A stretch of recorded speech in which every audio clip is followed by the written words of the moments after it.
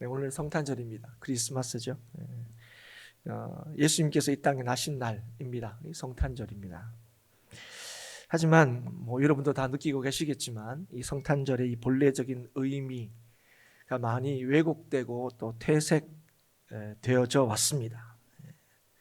우리가 금방 메리 크리스마스, 이게 전통적인 이제 크리스마스 때 인사입니다. 메리 크리스마스. 그런데 여러분, 요즘에는 이런 인사말 잘 하지 않습니다. 어떤 인사말 많이 쓰느냐? 해피 홀리데이, 이런 말을 많이 사용합니다.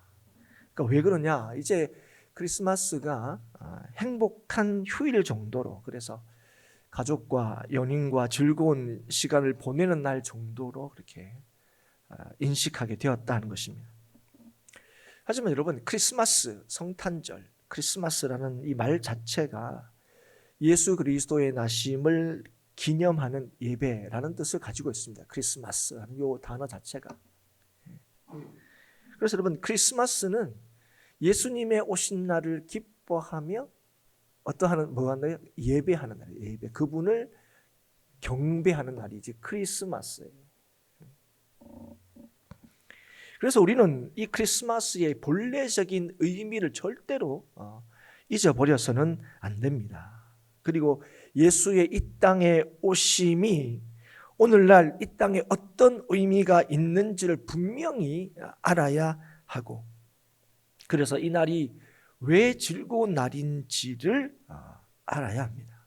오늘 우리가 읽은 이 말씀은 크리스마스만 되면 가장 이제 우리가 이제 사랑하는, 또 사랑받는 그런 이제 본문의 말씀이죠. 오늘 이 주시는 말씀을 통해서 다시금 이 성탄절의 의미를 깊이 새기는 그런 시간이 될 수 있기를 바라고, 그리고 이 성탄절의 의미를 전하는 저와 여러분이 될 수 있기를 축복합니다.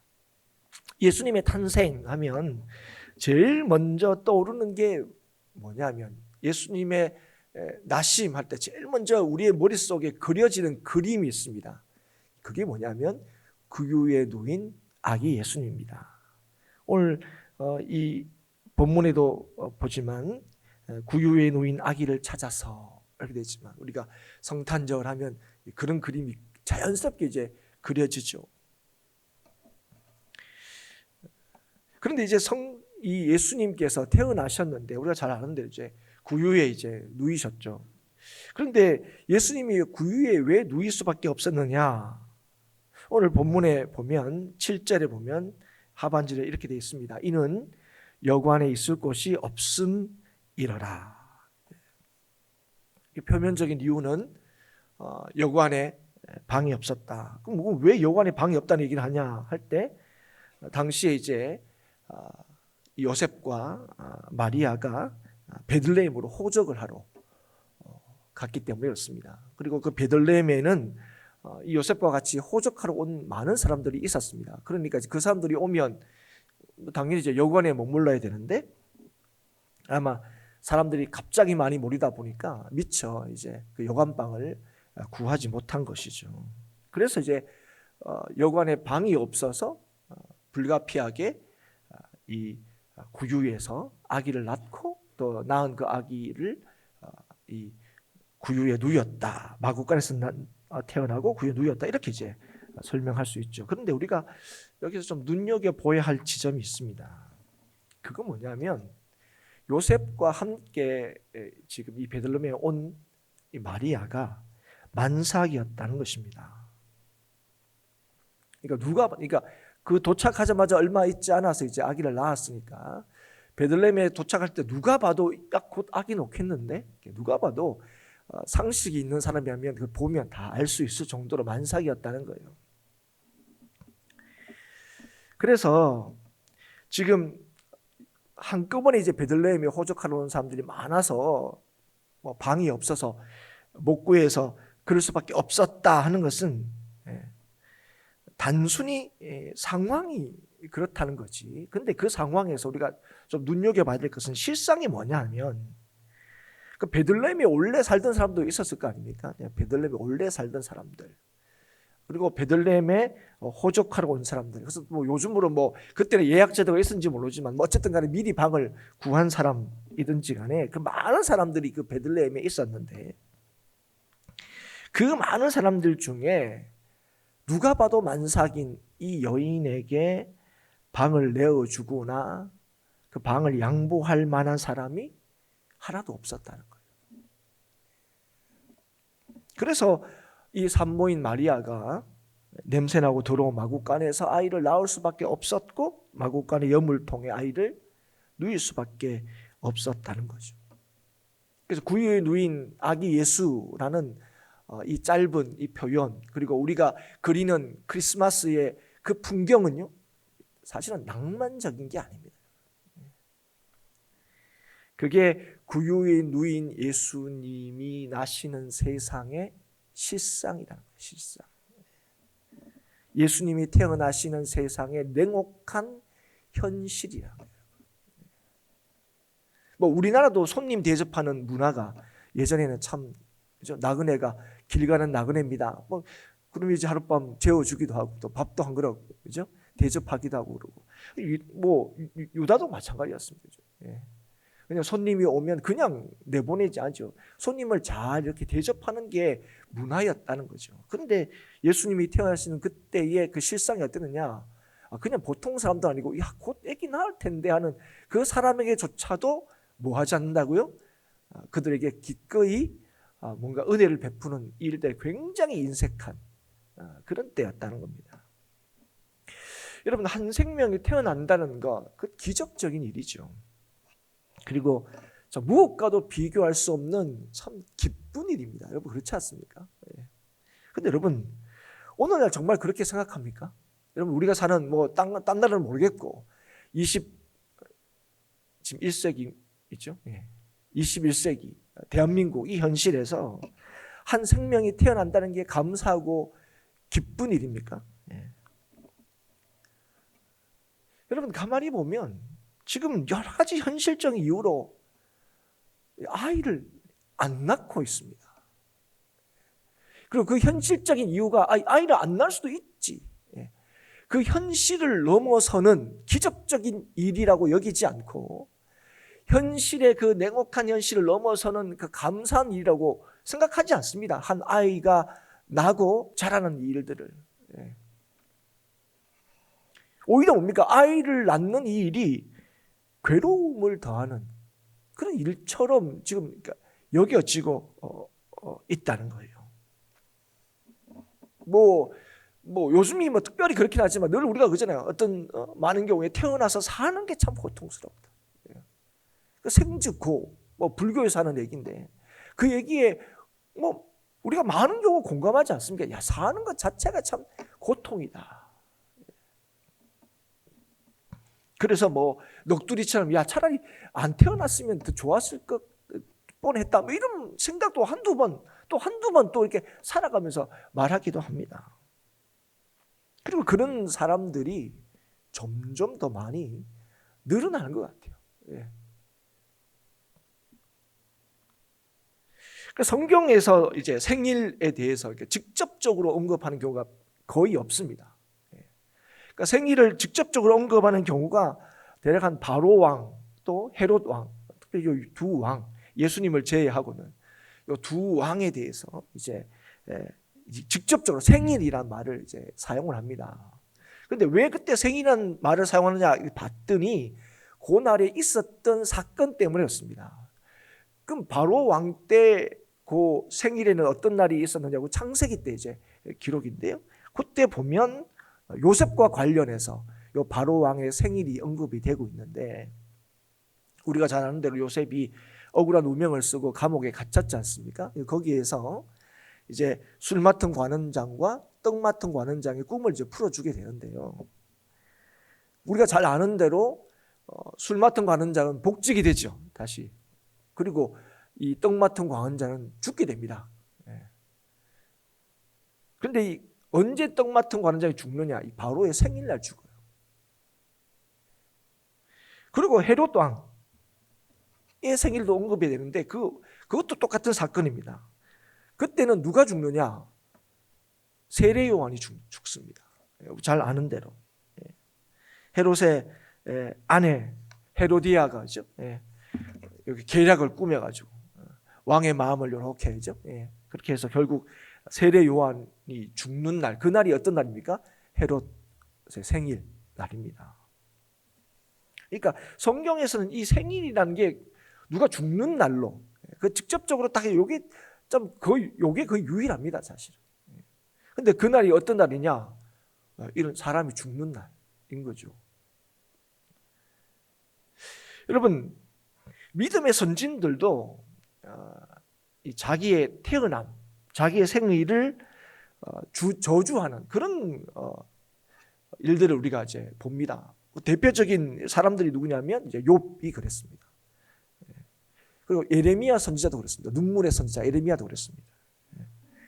그러니까 자신의 삶이 너무 힘들고 이 고통스러워서 그들이 뭐라고 탄식합니까? 차라리 나지 않았으면, 내 생일이 저주를 받았으면, 그건 뭐냐면 태어나지 말았으면 더 좋았을 뻔했다, 그렇게 탄식하기도 했습니다.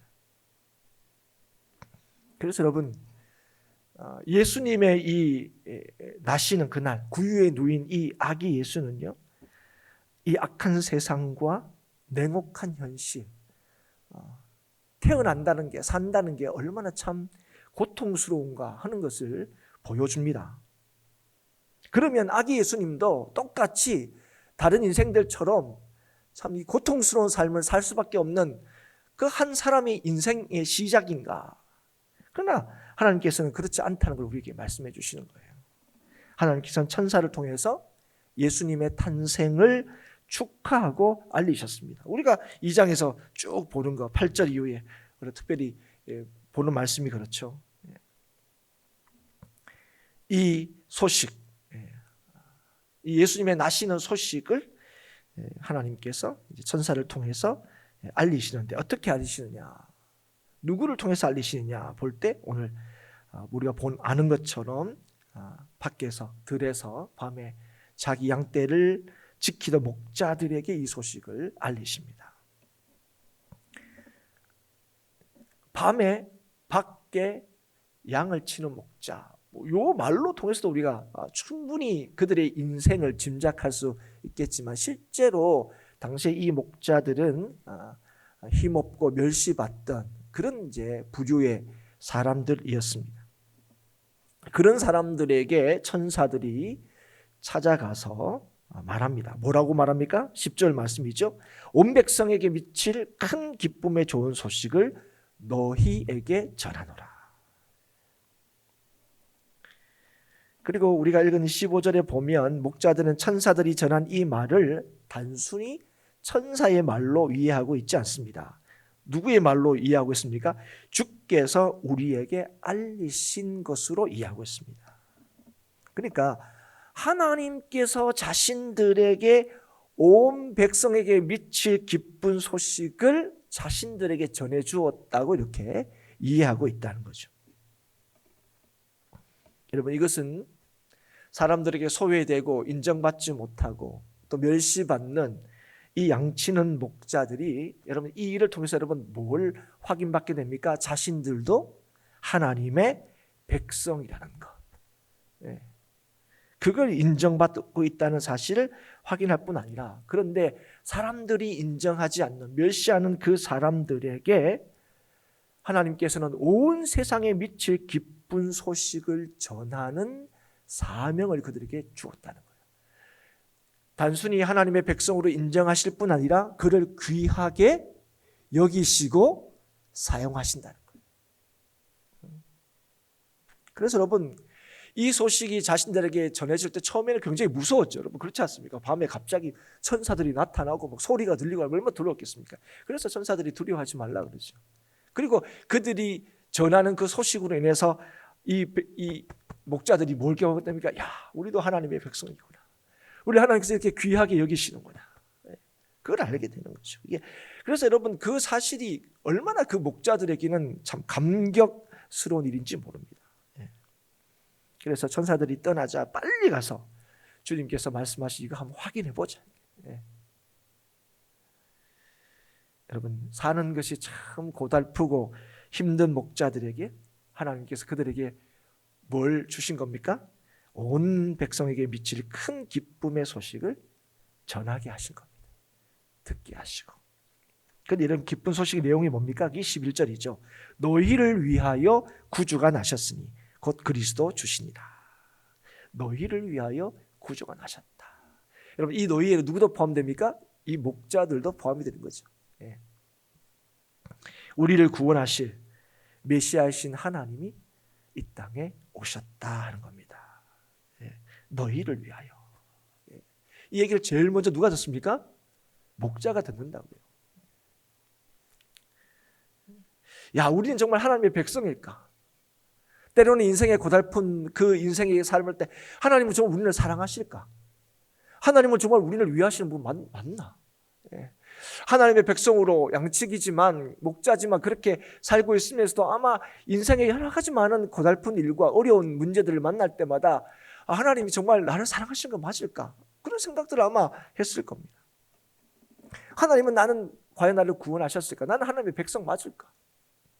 근데 나는 왜 이 모양일까? 난 사는 게 왜 이렇게 힘들까? 그런 생각을 누구보다도 많이 했을 수 있는 이 목자들에게 하나님께서는 천사를 보내셔서 너희를 위하여 구주 곧 그리스도께서 나셨다는 소식을 전하여 주신 겁니다. 여러분, 사랑하는 여러분, 오늘 우리가 예수 그리스도의 나심을 기뻐하는 이유가 바로 여기에 있습니다. 예수님을 온 세상에 전하는 이유가 여기에 있습니다. 먼저는 뭡니까? 우리에게 이 참 소망이 주어졌다는 거예요. 우리에게. 우리한테 무슨 자격이 있어서가 아니라는 거예요. 우리가 남들보다 뭐 더 나아서가 아니에요. 그런데 놀라운 것은 하나님께서 저와 여러분에게 우리에게 이 참 소망의 소식을 주셨다는 거예요.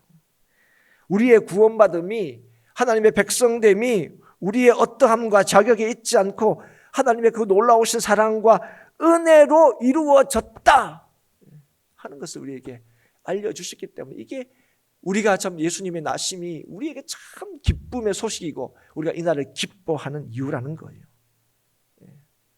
그 주님이 나를 위하여 오셨다는데 우리의 기쁨의 이유가 있습니다.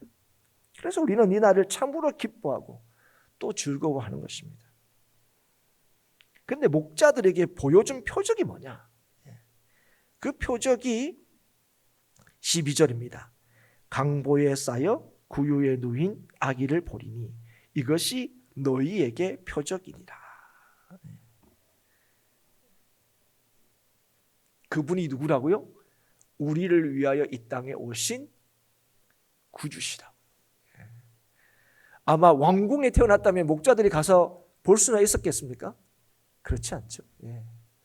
여러분, 허름한 마국간에 구유에 누워 있는 아기이기 때문에 사람들에게 좀 인정받지 못하는 이런 목자들도 가서 보고 우리를 위하여 나신 구주를 영접할 수 있었던 거죠. 그리고 이걸로 끝나는 것이 아니라 수많은 천군 천사들의 찬양을 그들에게 들려주십니다. 그게 14절이죠. 지극히 높은 곳에서는 하나님께 영광이요 땅에서는 하나님이 기뻐하신 사람들 중에 평화로다. 사랑하는 여러분, 이 낮고 천한 곳에 구유에 예수님께서 오신 것이 하늘에서는 하나님께 영광이라는 거예요. 왜 그렇습니까? 이 아기가 하나님의 구원의 계획을 이루실 분이시기 때문에 그렇습니다. 하나님의 백성을 향하신 하나님의 이 구속의 계획이 이 구유에 누인 예수 그리스도로 인하여 이루어지기 때문에 그렇습니다. 그래서 예수님의 나심으로 이 땅에서는 평화를 누리게 될 것이라고 말씀하십니다. 근데 누가 이 평화를 누린다고 말씀하십니까? 하나님이 기뻐하신 사람들이 이 평화를 누리게 될 거라는 거예요. 누가요? 하나님이 기뻐하시는 사람. 사랑하는 여러분, 오늘 이 소식을 제일 먼저 누가 듣는다고요? 한밤중에 자지 못하고 들에서 양치는 목자들에게, 그들에게 이 기쁜 소식을 전해주는데 그 사람 누구에게 기쁨을 준다고요? 하나님이 기뻐하시는 사람. 사랑하는 여러분, 이게 여러분 저와 여러분에게 주신 하나님의 은혜인 줄 믿으시기 바랍니다. 여러분 돌아보면 뭘 하나님이 그렇게 나를 기뻐하시겠나 싶어요. 여러분 목자들도 마찬가지죠. 여러분 목자들의 삶을 한번 가만히 현실적인 삶을 한번 보십시오. 그들이 뭐 옷을 깨끗하게 입었겠습니까? 그들이 쓰는 말이 뭔가 좀 뭐 교양 있는 말이겠습니까? 그들이 하는 행동들이 무슨 품위가 있겠습니까? 그런데 하나님께서 그들에게 구주나심을 전하고 이 모든 이 소식이 누구에게 이 평화를 줄 거냐? 하나님이 기뻐하시는 사람에게. 사랑하는 여러분, 오늘 이 예수님의 나신 이 날을 우리가 기억하고 기뻐하고 즐거워하는 이 일들이 얼마나 참 놀라운 은혜인지 여러분 깨달을 수 있기를 주의 이름으로 축복합니다. 이게 여러분 뭐라는 거예요? 오늘 우리 인생을 하나님께서 어떻게 하신다고요? 하나님이 기뻐하시는 사람들이라고 해요. 여러분이 뭐 때문에? 사람들이 뭔데? 네가 뭔데 하나님이 기뻐하시냐? 우리 몰라요, 여러분. 그렇지 않습니까? 뭐 비교해보면 난 몰라요. 글쎄요. 그런데 분명한 건 뭡니까? 예수의 나심을 듣게 하시고 예수의 나심을 기뻐하게 하시고 예수의 나심으로 평화를 누리게 하신 이 일들을 누구에게 허락하시는 거라고요? 하나님이 기뻐하시는 사람. 여러분, 그래서 오늘도 이 날이 기쁜 거예요. 그래서 우리는 오늘 주님의 오신 이 날을 축하하고 즐거워하는 거예요. 하나님의 그 말할 수 없는 사랑과 자비하심으로 예수로 인하여 우리에게 이 기쁜 소식, 평강의 소식이 주어진 날이기 때문에 그렇습니다. 이 소식을 들은 목자들은 즉각적으로 베들레헴으로 가죠. 그리고 아기의 들은 바를 전합니다. 듣는 자들이 다 목자들의 얘기를 듣고 놀랍게 여기죠. 목자들은 베들레헴의 강보에 쌓여 구유에 놓인 아기가 우리를 위하여 나신 구주 곧 그리스도 주시다 하는 것을 들은 대로 가감없이 그대로 전합니다. 하나님께서 맡기신 그 사명을 감당하죠. 믿게 하신 것을, 보게 하신 것을 그들은 전합니다. 믿었기에, 보았기에. 그리고 그들이 한 것이 무엇입니까? 천사들과 같이 하나님께 영광을 돌리고 찬송한 것입니다. 그리고 마지막에 어떻게 됐습니까? 돌아가니라. 어디로 돌아갔을까요? 집으로 갔을까요? 아니요.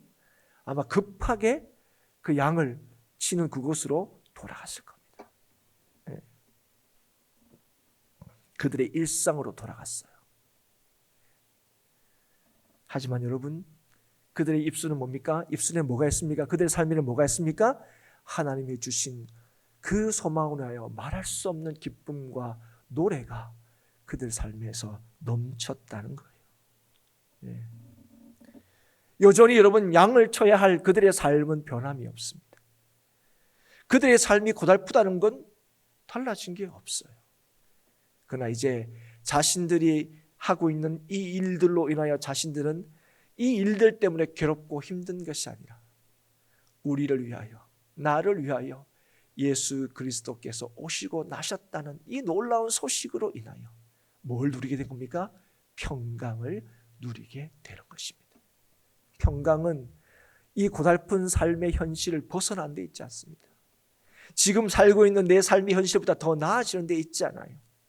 내 삶의 소망이, 내 삶의 평강이 예수 그리스도로 말미암아 이루어지고 주어진다는 사실을 믿을 때에 오늘 우리의 삶에 주님께서 주시는 기쁨과 즐거움과 평강을 누리게 된다 하는 사실을 이 시간에 다시 한번 깨달을 수 있기를 주의 이름으로 축복합니다. 목자들은 불과 몇 시간 전만 해도 굉장히 힘들고 고통스러운 인생을 살았던 사람이에요. 어제와 다름없는 오늘을, 그리고 별 기대할 것이 없는 내일을 살 수밖에 없는 그런 사람들이었습니다. 별다른 희망, 별다른 기대 할 수 없었던 인생이었습니다. 그런데 그들이 기쁨의 노래를 부르고 있습니다. 노래하는 이유는 그저 기쁘고 즐거워서가 아닙니다. 특별한 경험을 했기 때문이 아닙니다. 다시 말하면 상황 때문에 부르는 노래가 아닙니다. 잠시의 기쁨 때문에 부르는 노래가 아닙니다. 본질적인 기쁨, 빼앗길 수 없는 기쁨, 우리에게 주는 참된 평강으로 인해서 그들은 노래했습니다. 무엇 때문에 그들은 빼앗길 수 없는 즐거움, 무엇 때문에 빼앗길 수 없는 기쁨을 노래하게 되었습니까? 들었던 것을 보았고 들었던 것을 전했기 때문이었습니다. 그들이 들었던 것이 무엇입니까?